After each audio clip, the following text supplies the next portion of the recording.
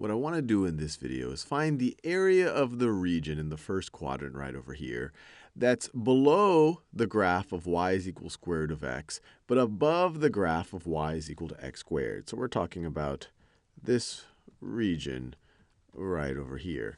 And we know what the two endpoints are. The two endpoints are when these two functions equal each other. So x squared is equal to square root of x at 0, at x is equal to 0, and at x is equal to 1. So how do we think about this? Well, one way to do it is just to think about, well, what's the area between y is equal to square root of x and the x-axis?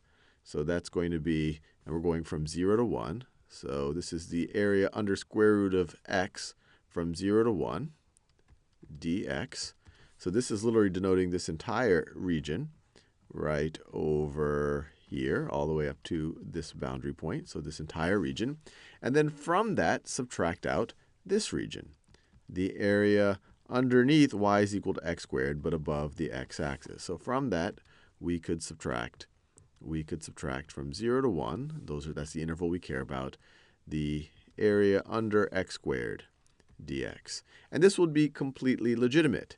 And you might say, hey, look, I have the same boundaries of integration. I have dx right over here. Couldn't I have also written this as, could I have not also written this as the definite integral from 0 to 1 dx of square root of x minus x squared? And if you ask that, I would say absolutely. And this is actually a different way of conceptualizing it.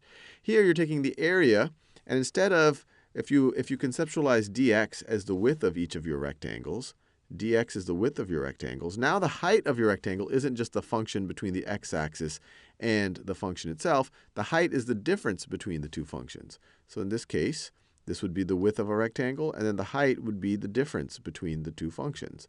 And then you would have another rectangle right over there. All of them have width dx, and then the height is the difference between the functions. And then as you take the limit, as you have super thin, as these rectangles get thinner and thinner and thinner, and you have more and more and more of them, you are essentially approximating the area. So this is one way of conceptualizing it, or just using, I guess, the tools we already had, the area under the curve of square root of x, subtracting from that the area under the curve of x squared. These are completely legitimate ways of conceptualizing it.